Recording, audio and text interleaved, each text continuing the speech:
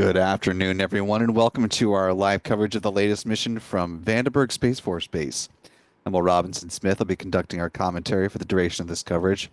We're broadcasting, as we always do, from the Spaceflight Now News Bureau here at NASA's Kennedy Space Center. Hope you're all having a good start to the week. Welcome to Wednesday. Hope it's been a successful work-wise or school-wise week for all of you out there, and we're certainly glad to have you with us here in the live chat. To the 700 plus of you who are with us at the start of the stream, welcome aboard. If you haven't already, you could do us a big favor just by clicking the like button. Sharing the stream allows more folks to find their way into this live launch coverage as we cruise on through the count. Also want to thank our wonderful moderators in the live chat who are helping us out today. Thanks to Jeff Hansen, Callistia Lee, and if any of the other moderators happen to cruise on in during the course of the countdown, be sure to give them a big old spaceflight now. Hello.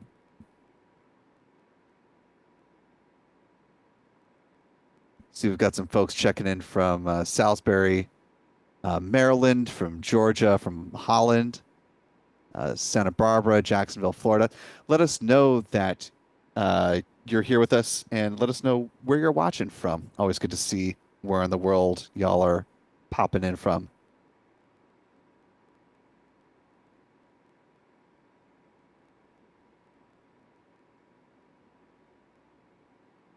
Our Spaceflight Now editor, Stephen Young, is running the technical operations of the broadcast.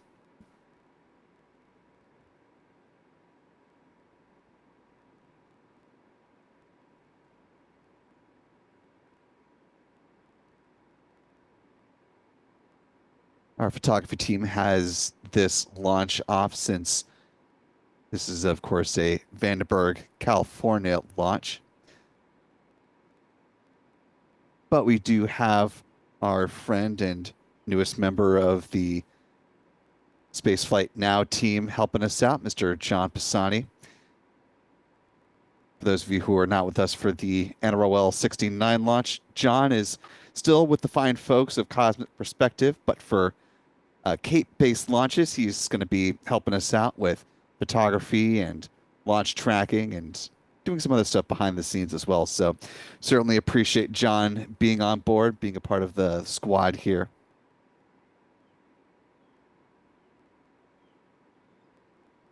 And of course, one of the big launches that we're preparing for back here in Florida is the upcoming crew launch of the Fram-2 astronauts who arrived here on the Space Coast on Monday.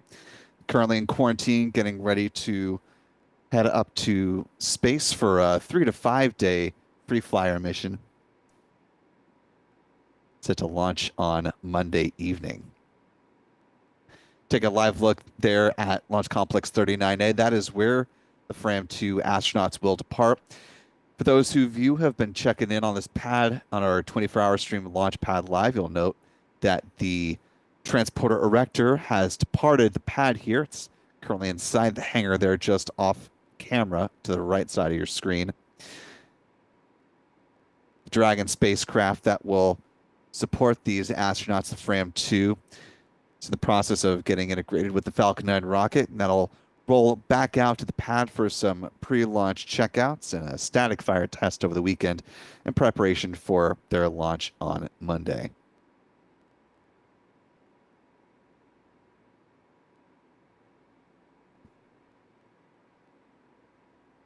Some of you may likely have also noticed that SpaceX posted earlier today that we'll be hearing from the Fram-2 astronauts in an Twitter or an X Spaces event coming up on Friday evening.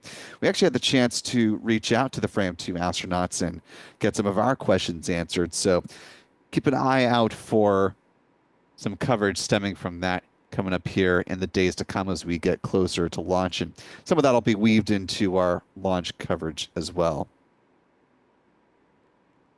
One thing to note about the Fram-2 mission, this will be our last point before we return to the Starlink mission, is that this is the first flight of a Crew Dragon spacecraft that has no Americans on board. You may recall the big international flight of AX-3 was, broadly speaking, a fully international flight, but Michael Lopez Alegria is representative of both America and Spain. So Fram 2 will be actually the first time that a Crew Dragon spacecraft flies without the presence of an American on board. One of the reasons we were told that was important to the Fram 2 mission is because they want to broaden access to space for more folks and have this launch be fully representative of the future of human spaceflight. Bringing things back to the Starlink 11-7 mission, targeting a liftoff here at the time you see there on your screen, 3:11 p.m. Pacific, 6:11 p.m. Eastern, 22:11 UTC for those around the world.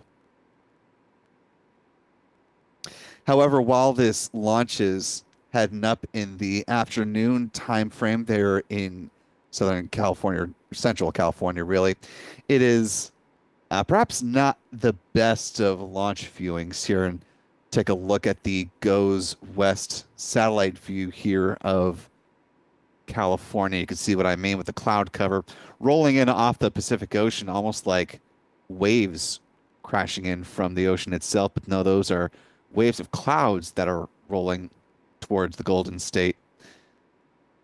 You can see some periodic breaks there in the area where Vandenberg is located. So hopefully, for those who are in the vicinity, you may be able to see the Falcon 9 rocket as it peeks on through the clouds, but does not appear as though this may be the best of launch viewings today. One of our channel members, SoCal Gloria, says she's in Torrance where there are thick clouds, and you can kind of see what she's talking about there by just looking at the map. As far as the progress of the Falcon 9 rocket, we're currently T-minus 22 minutes, 22 seconds and counting. Fueling has been underway on the Falcon 9 rocket there at Space Launch Complex 4 East, Slick 4E.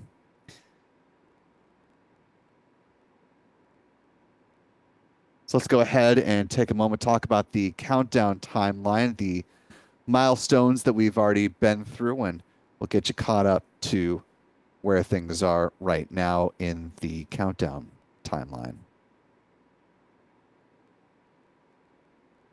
The go-ahead for prop load, that process began at the T-minus 35-minute mark with the loading of RP-1, which is a rocket-grade kerosene on board the Falcon 9's first and second stages. At the same time, liquid oxygen began flowing on board the Falcon 9's first stage. Just about 10 minutes ago, cryogenic helium load began on the Falcon 9's first stage as well. Same on the second stage, and helium is important because it's used to pressurize the main propellant tanks during flight. T-minus 23 minutes is when second stage RP-1 loading wrapped up. Coming up next is the strong back chill down process. That's when SpaceX conditions the feed lines there at the pad ahead of second stage liquid oxygen load. How to be eyes on the Falcon 9 rocket at this point in the countdown? We would see that manifest by the so-called big vent, which is set to start in about 30 seconds. That venting process continues until roughly T-minus 16 minutes and 30 seconds, paving way for a second stage LOX load to begin at the 16-minute mark, coming up in about 4 minutes. Moving right along at T-minus 7 minutes is when the chill down of the 9 Merlin engines at the base of the Falcon 9 rocket get underway.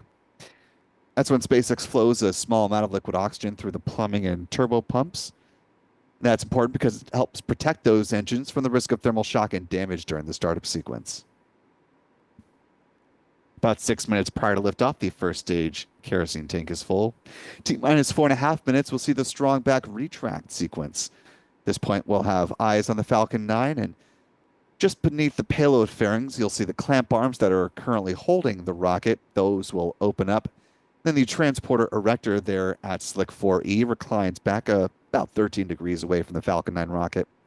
Here at Vandenberg, it doesn't recline more than that at liftoff, so it just stays in that position through takeoff. 3 minutes before liftoff, the first stage liquid oxygen tank is full. A minute afterwards, the second stage LOX tank also tops off. at which point the Falcon 9 rocket is fully loaded with 1 million pounds of propellant. In the final 60 seconds, as we hear the call that the Falcon 9 is in startup, control of the countdown is handed over from the ground sequencer to the Falcon 9's onboard flight computers, and at the same time, propellant tanks are brought up to flight pressure. We'll hear the SpaceX launch director give their go for launch at T-minus 45 seconds. The engine ignition command will be issued at T-minus 3 seconds. And if all 9 Merlin engines on the Falcon 9 are healthy and ignite as expected, the command will be given for the hold down clamps to release the Falcon 9 rocket for a T0 liftoff. Once again, coming up here at 3:11 p.m. Pacific, 6:11 p.m. Eastern, 22:11 UTC, or just a hair under 19 minutes from now.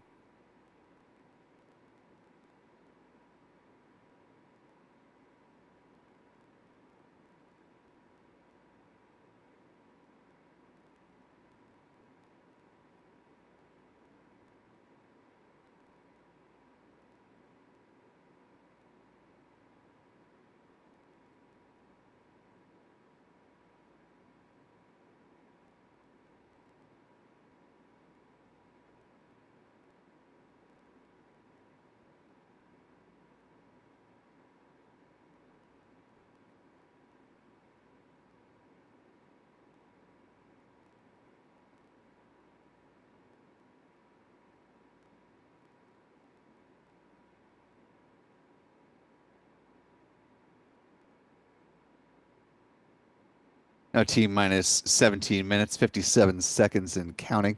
A little bit of housekeeping I was remiss to do at the top of the broadcast. Just too eager to talk about Fram 2, apparently. First off, actually, before I get to that, I want to thank Aussie Space Girl for checking in with us here in the live chat. Appreciate you stepping in, helping out with our mod squad, if you will. Want to note that these live launch broadcasts are made possible thanks to our wonderful channel member community here on YouTube. So thanks to folks like Gunnar S., Joni Mahoney, Joe Piano, James 1923, JC Rightly Alive, Thomas Lubbock, Alicia Adair, and many others. Channel membership comes with a number of perks, including discounts at our online shop, that is shop.spaceflightnow.com. Access to member-only videos here on YouTube, access to our members-only Discord server, and of course the ability to watch all of our live launch liftoff moments from here at the Cape in Florida in 4K. To that end, I want to thank our moderators and also channel members Callistia Lee and Jeff Hansen, as well as Gunnar S. for each gifting 5 Spaceflight Now memberships. Really appreciate that generosity from you 3. And to our 15 newest channel members, welcome aboard. We're glad to have you with us. If you haven't already, be sure to thank Callistia, Jeff, and Gunnar in the live chat. And we hope you decide to stick around with channel membership beyond the month you were just gifted. I also want to thank Red Sky, marking 1 month with us as a channel member at the pad leader level. It says, so excited to view the launch. Always great to see those anniversary notes. And just as exciting to see channel upgrades. Deb upgrading to the mission specialist level. Really appreciate that, Deb. We're certainly very grateful for those who are able to upgrade their channel membership, as it allows us to keep the entry-level membership where it is for a wider swath of folks. Currently, less than 16 minutes to go before liftoff of the Falcon 9 rocket, as it is currently planned. At this point, liquid oxygen is now flowing on board the Falcon 9's second stage, so tank loading process for all parts of the Falcon 9 have begun. Last but not least, if you have a comment or question about this mission or other happenings in the realm of space and spaceflight, or just like to offer a little support like Tim H. with his $5 super chat, you can use the YouTube super chat feature. And not only will you be giving us some interesting things to talk about as we cruise on through the count, but you'll be supporting what we do here at Spaceflight Now. And that, my friends, is always greatly appreciated.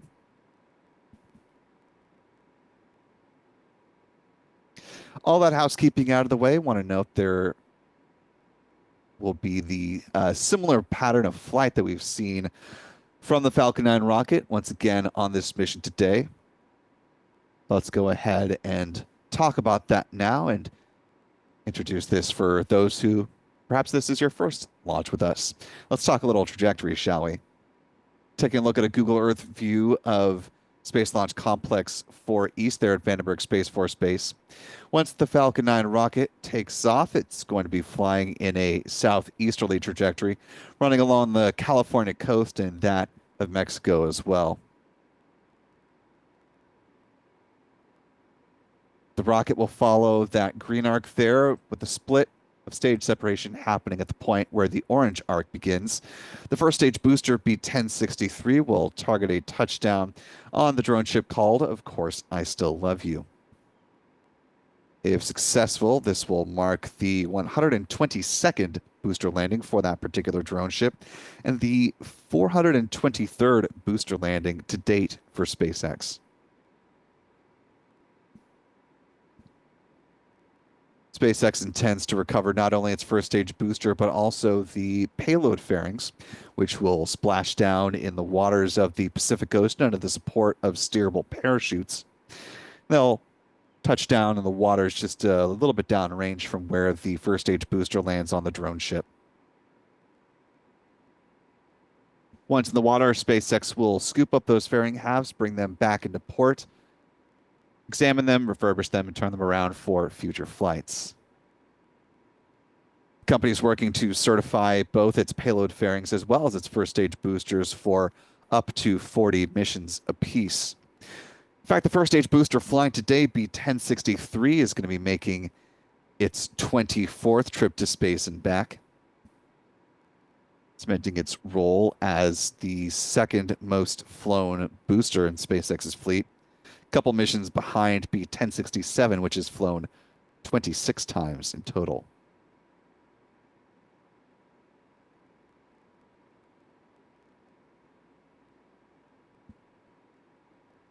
About 12 and a half minutes to go. Let's go ahead and talk about what is flying on board this Falcon 9 rocket. Of course, the most oft-flown payload for SpaceX, a batch of its Starlink satellites. Starlink V2 minis to be specific, and we believe to be V2 mini optimized Starlink satellites. Why? Because there are 27 on board, which is the most that SpaceX has flown, and this will be its second time flying a batch of Starlinks of this quantity. The other time was another mission from Vandenberg Space Force Base a little bit earlier this year. That was the Starlink 11-8 mission back in mid-January.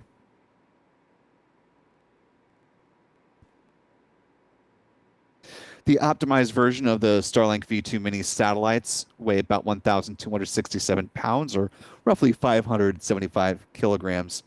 And you can see the previous weight of the original V2 mini satellites clocking in at just under 1,800 pounds and right about the 800 kilogram mark. With their solar panels unfurled, they have a wingspan of about 100 feet or 30 meters.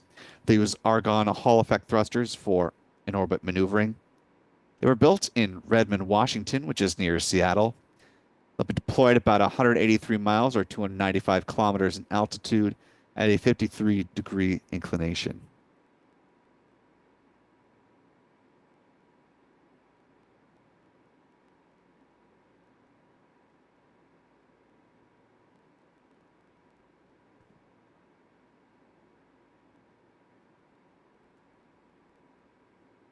Here's a good image of what a Starlink V2 mini satellite looks like in its on-orbit configuration, as captured by a satellite owned by Black Sky and HEO. Here, an artist's rendering of the laser mesh that connects the V2 mini satellites. And while we haven't seen a launch of this size before, SpaceX noted in its 2024 progress report that these optimized Starlinks create the possibility for a launch on a Falcon 9 rocket that includes up to 29 of them in a single batch. Once again, though, 27 is the most that we've seen fly to date. That was on the Starlink 11-8 mission. Starlink 11-7 looking to repeat that feat in just under 10 minutes.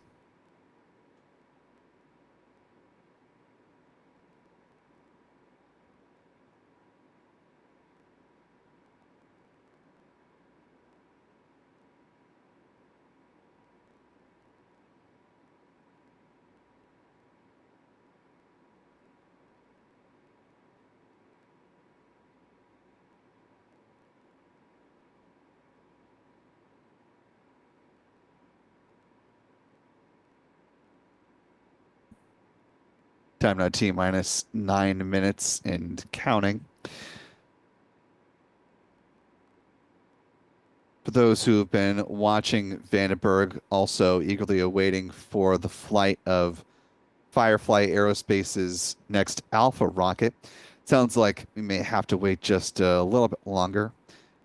In an update from the company shared about an hour or so ago, they say they're still working with the range there at Vandenberg to figure out their next launch window for the flight called Message in a Bottle. On board that Alpha rocket is Lockheed Martin's LM-400 tech demo satellite.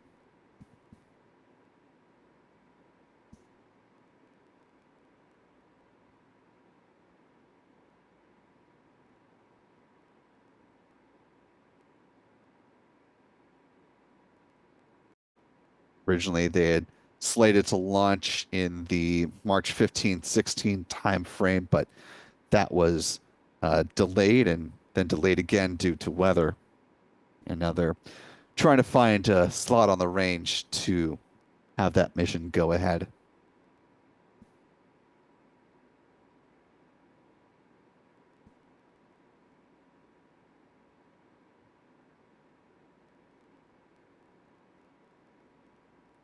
Also notable news for Vandenberg as well as Cape Canaveral Space Force Station.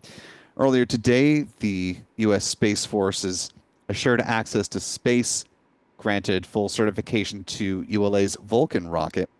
That allows it to fly missions as part of the National Security Space Launch, or NSSL program. Vulcan rockets will be flying from both the east and west coasts. And according to a somewhat recent update from Tori Bruno, noted that they do expect to have a Vulcan launch from out west later this year. So we'll be sure to keep you apprised of which mission that will be and when exactly they're looking to launch there from.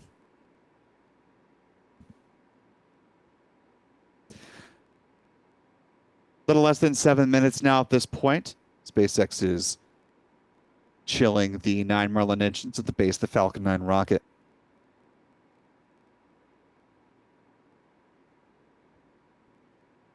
Also looking to wrap up RP1 load on the Falcon 9's first stage here in just about 20 seconds or so.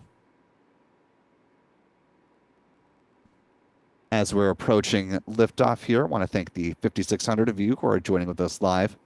If you haven't already, you could do us a solid just by clicking that like button if you haven't already and share the stream.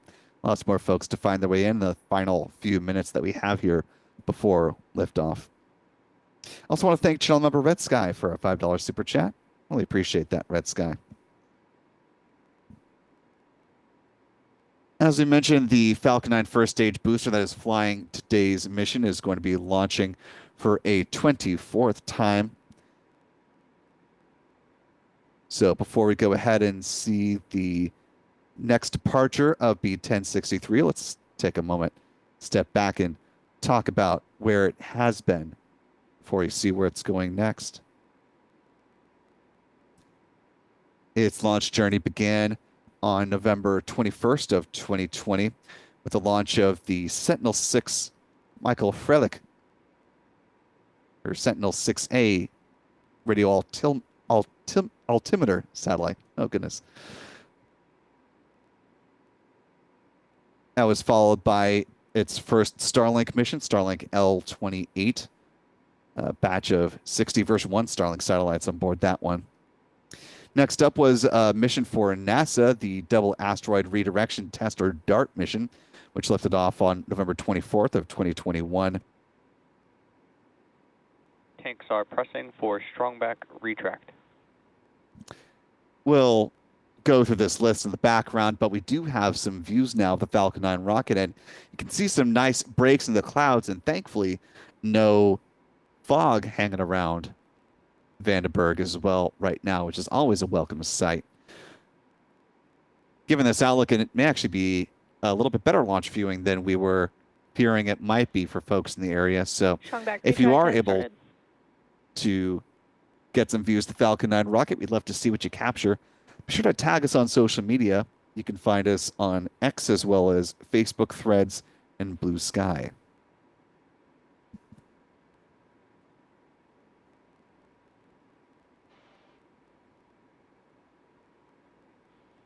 Taking a closer look at the clamp arms just beneath the payload fairings, you can see those have opened up, and soon the strong back will be reclining about 13 degrees, and there it goes.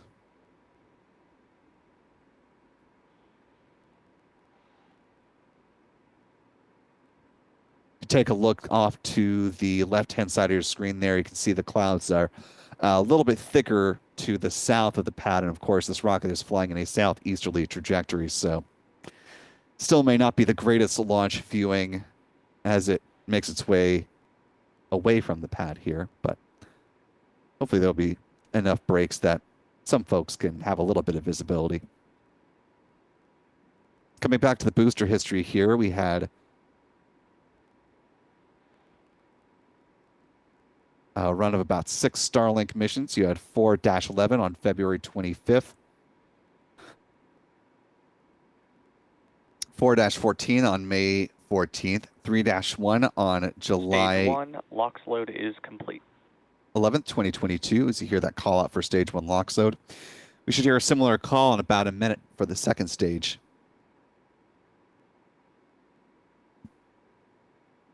For the sake of time, I'll go ahead and skip the Starlinks individually.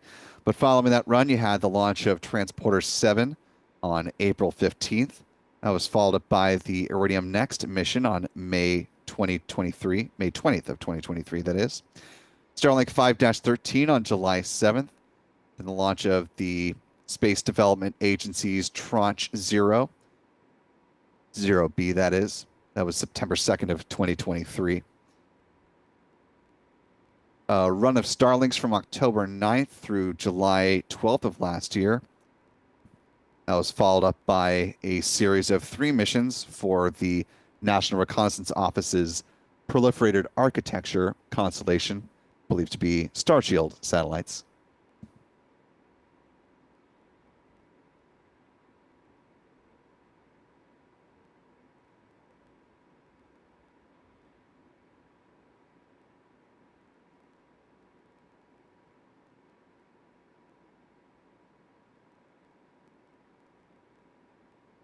Stage 2 LOX load is complete. Good call there. The Falcon 9 rocket now fully loaded with 1 million pounds of propellant. Ground gas closeouts. As you just heard, you're seeing the additional venting for those ground gas closeouts as they clear the remaining liquid oxygen from the feed lines there. Rounding out this booster's history, most recently it flew on January 24th of this year on the Starlink 11-6 mission. With just about a minute to go, we should hear the call of the Falcon 9 is in startup momentarily. Falcon 9 is in startup. Good call there. We're just awaiting the SpaceX launch director now to give their final go for launch.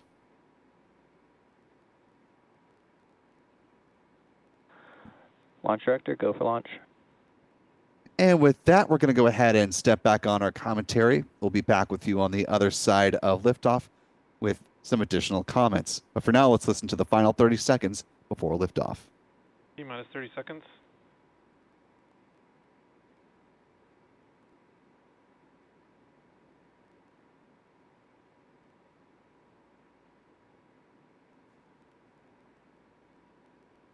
T-minus 15 seconds.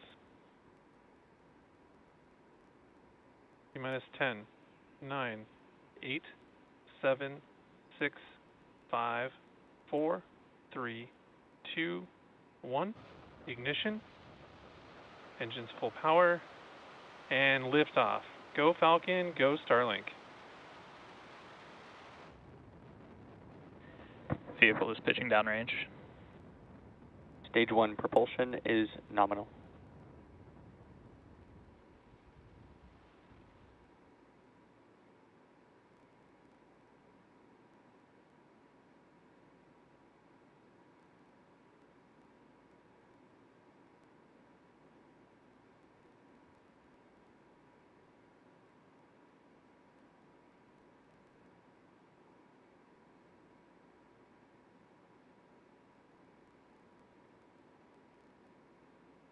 Power and telemetry nominal.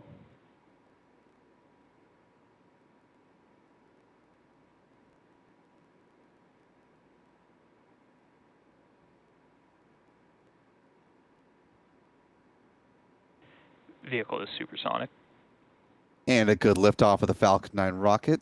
Vehicle approaching max Q with the point of greatest aerodynamic pressure on the vehicle. Max Q. Good call there. We should next see a series of a few events in fairly rapid succession, starting in about a minute. We'll see first stage main engine cutoff. That'll be followed by stage separation, then the ignition of that Merlin vacuum engine.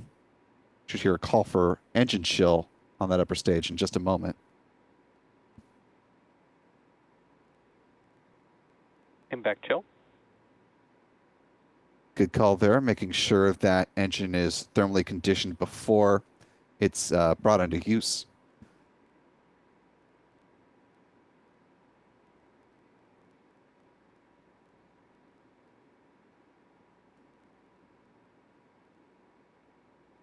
Two minutes into flight. Less than 30 seconds to MECO.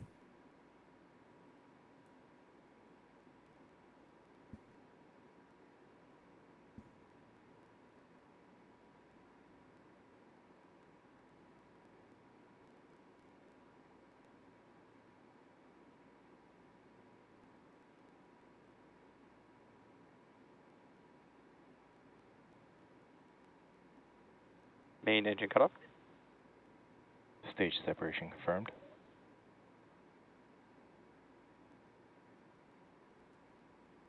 Impact ignition.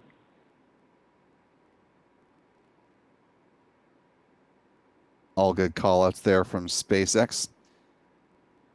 As we see those hypersonic grid fins deploy, we should hear a call for fairing separation here momentarily. Fairing separation confirmed. And those optimized, appear to be those optimized Starlink V2 mini satellites, now exposed to the vacuum of space for the first time on this mission. Again, the fairing halves will float down to the waters of the Pacific Ocean under the support of steerable parachutes, where SpaceX will endeavor to recover them and turn them around for future flights.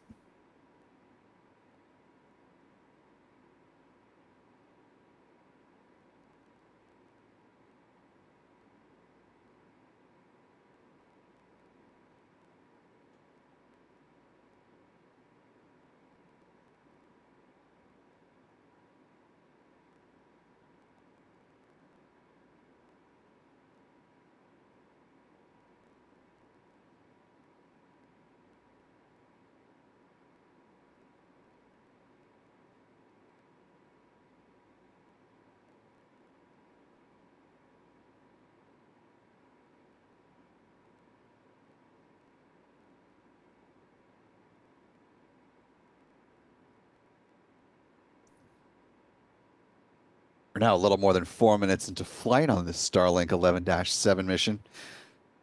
Coming up next will be the first stage entry burn. And SpaceX will use 3 of the Merlin engines on the Falcon 9's booster to begin to slow the vehicle down. That booster passing its apogee today.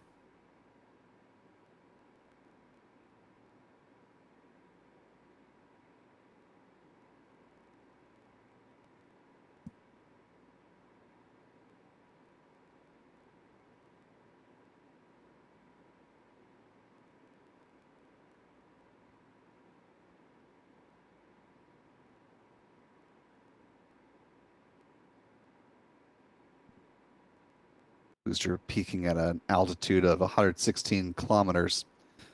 Taking a look up through the inner stage there on the left-hand side of your screen. Appears to be a nominal burn so far on the upper stage engine as well.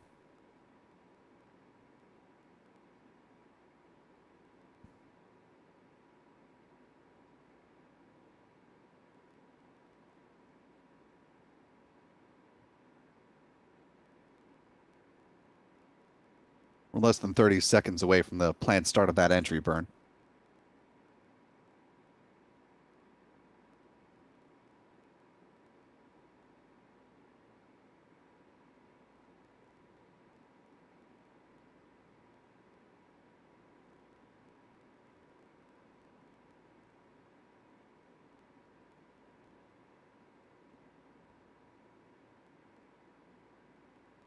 Stage 1 entry burn startup.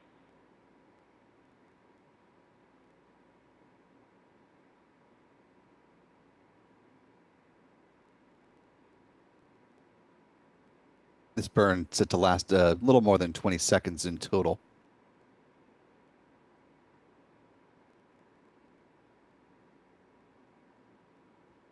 Stage 1 entry burn shut down.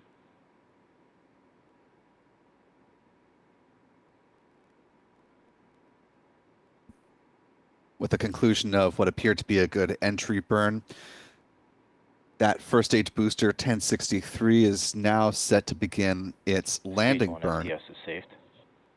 just before the 8-minute mark. That call you heard for the safing of the FTS, the flight termination system, no longer needed at this stage in flight, now a little more than 7 minutes.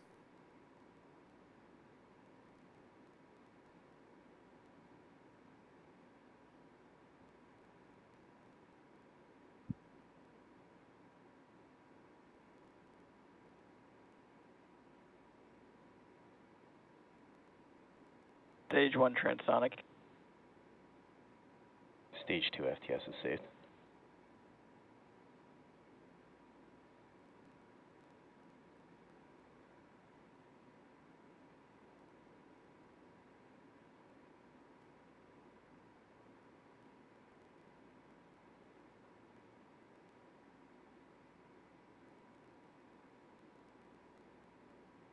Stage 1 landing burn.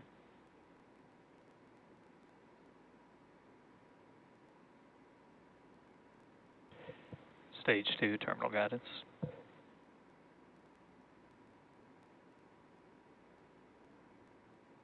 Stage 1 landing leg deploy.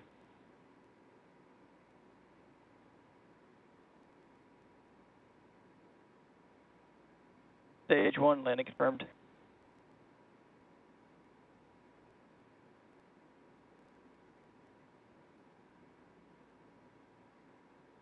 And with that call out, you see B-1063 has now made it safely to space and back a total of 24 times.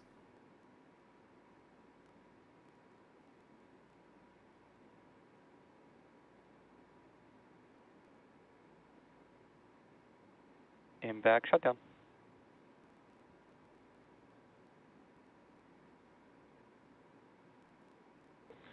Good orbit.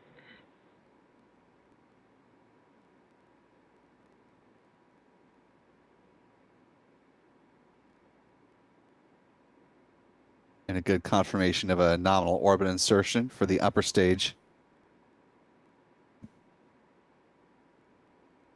At this point, the Falcon 9 second stage will remain in a coast phase until about T plus 55 minutes and 1 second.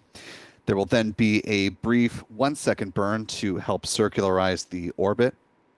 And then the Starlink satellites will be deployed at about T plus 1 hour, 1 minute, and 54 seconds.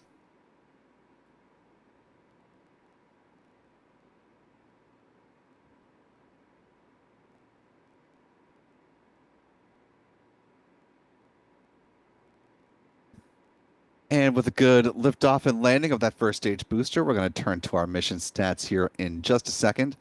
First off, I want to thank channel member I am Lita for a $5 super chat. Appreciate that, Lita. Good to see you this afternoon. Lita says, "Hi, Will, mods, and team. Thank you for all you do. Love watching launches with you all." We certainly appreciate you being here with us for today's launch. Also, D. Fox, marking 4 months with us as a channel member, saying, is it still possible to see the rockets even if it's super foggy down here in Ventura, California? Well, you tell us now that the launch has gone off and the second stage mission is now currently underway. Let us know if you were able to see it in the live chat. Now you've got me curious. In the meantime, though, let's go ahead and take a look at our mission stats as they currently stand with a good liftoff and landing of that booster.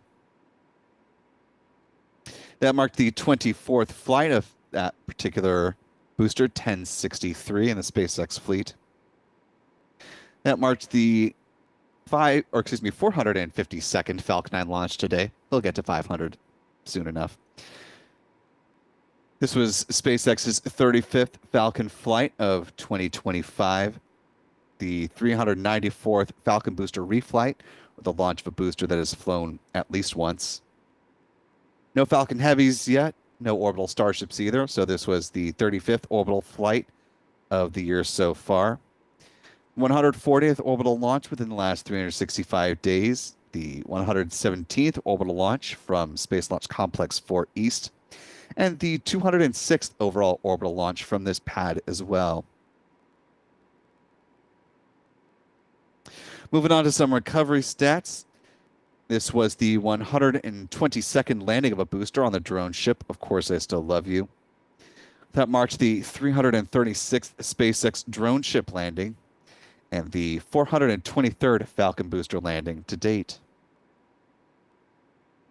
Finally, with some industry stats, this was the 11th orbital launch from California, the 36th from U.S. soil, the 41st from a U.S. rocket company, and the 61st launch from around the globe.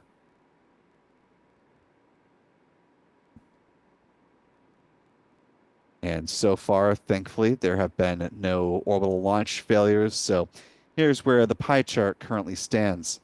Also, in this round, want to congratulate Rocket Lab for a successful launch from down in Mahia, New Zealand, completing their 5th Electron rocket launch of the year, helping to add to that U.S. total there on the far left, or in blue in the pie chart.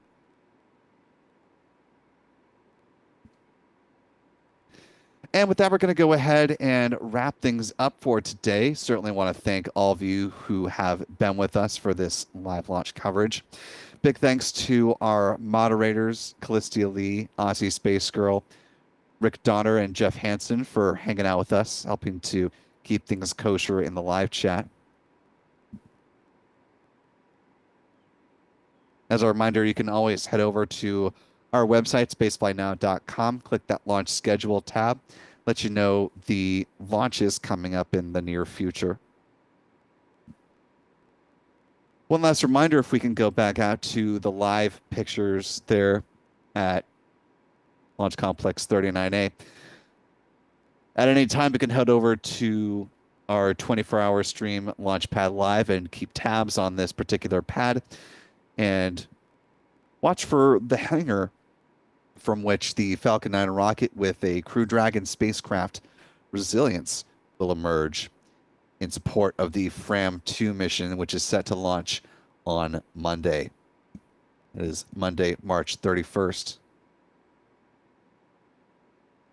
One last little bit of housekeeping. I'll be heading out west, not next week, but the week after that, heading out to the 40th Space Symposium, which I'm very excited to represent Spaceflight Now at. It'll be my first time at Space Symposium, so hopefully some of y'all in our member community will be out there, and if so, be sure to flag me down. Love to meet folks in person, so if you're going to be at Space Symposium in Colorado Springs, hope to see some of you there. One last bit of thanks on the way out the door. I want to give a big tip of the hat to our channel member Artemis for gifting 50 Spaceflight Now memberships. Really appreciate that generosity, Artemis. Thank you for all your contributions to growing our channel member community here on YouTube. And to those 50 new channel members, welcome aboard. We're glad to have you with us. If you haven't already, be sure to thank Artemis in the live chat, and we hope you decide to stick around with channel membership. Want to thank behind the scenes here the newest member of our Space Flight Now team, Mr. John Pisani, helping run the technical aspects of the broadcast behind the scenes today alongside our Space Flight Now editor, Stephen Young.